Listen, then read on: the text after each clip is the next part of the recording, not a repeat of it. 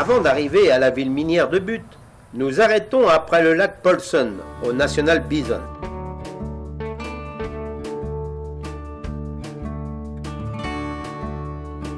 Créé en 1908, ce parc rassemble un troupeau de bisons, environ 500 bêtes, que l'on peut voir sur un circuit de 30 km, ainsi que des cerfs, élans, antilopes et mouflons.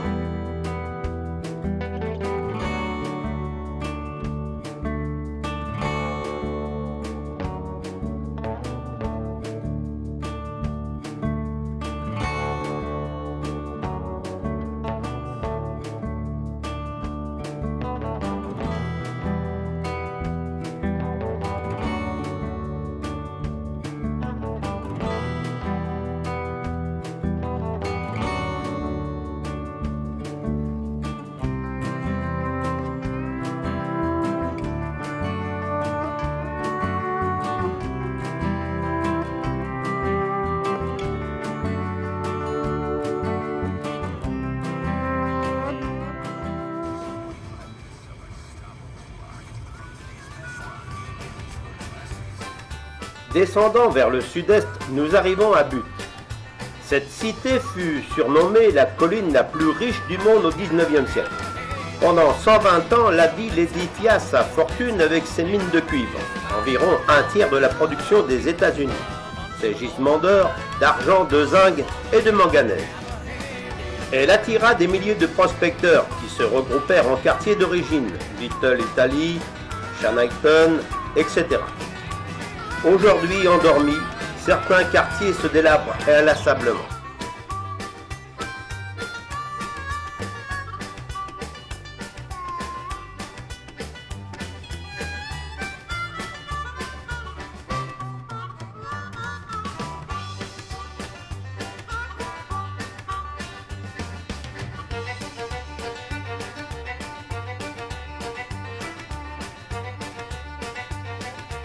Témoin de la richesse de la ville, Copperkin Maison, désignée National Historic Place et construite en 1888, appartenait à William Clark, roi du cuivre et éminent politicien.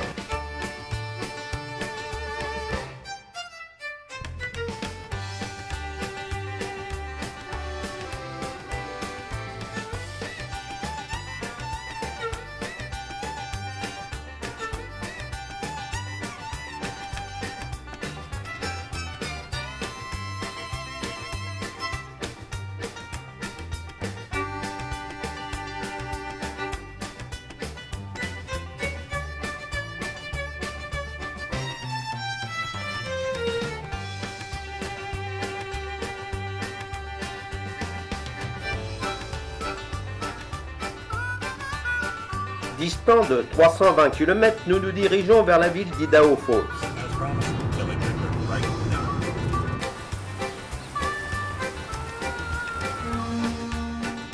Cette ville s'est développée près de la Snake River, que les premiers explorateurs appelaient rivière en folie.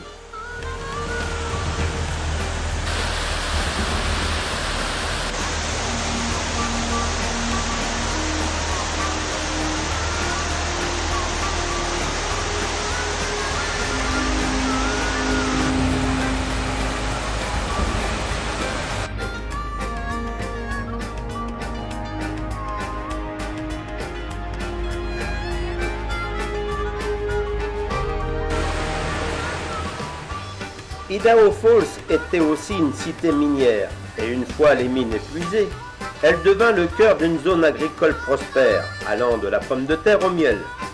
Cette ville-étape permet de rejoindre l'étonnante contrée de Crater of the Moon que nous visiterons demain.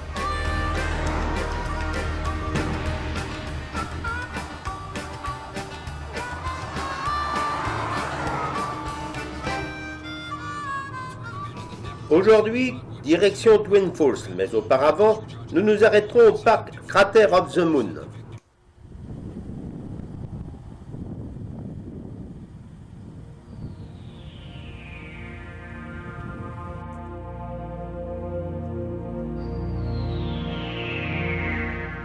Des coulées de lave organisent le paysage, comme si elles venaient juste de refroidir. Certaines, il est vrai, ne datent que de 250 années.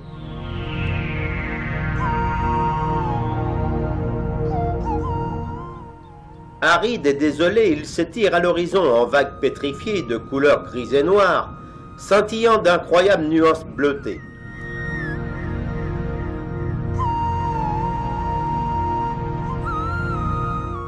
Il semble totalement inanimé, hormis quelques arbres torturés, figés çà et là tels des fantômes.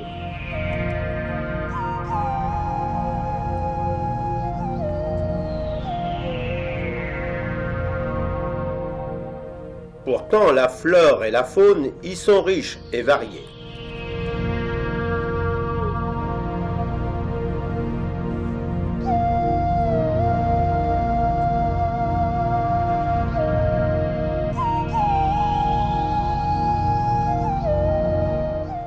Dans ce paysage lunaire, chaque espèce a dû s'acclimater aux températures extrêmes.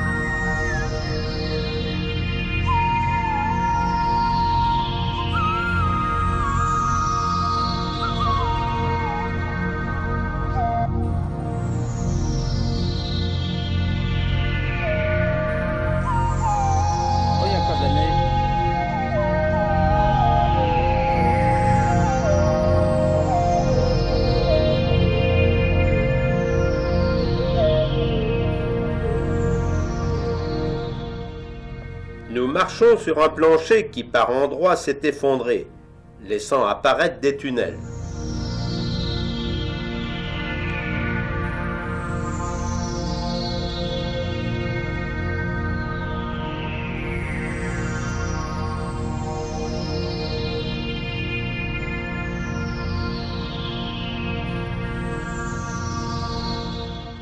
Tandis que le sol en surface est calciné, des cavernes obscures permettent aux visiteurs de mesurer la force gigantesque des coulées de lave ayant formé ces tunnels dont l'un est d'une longueur de 8 km.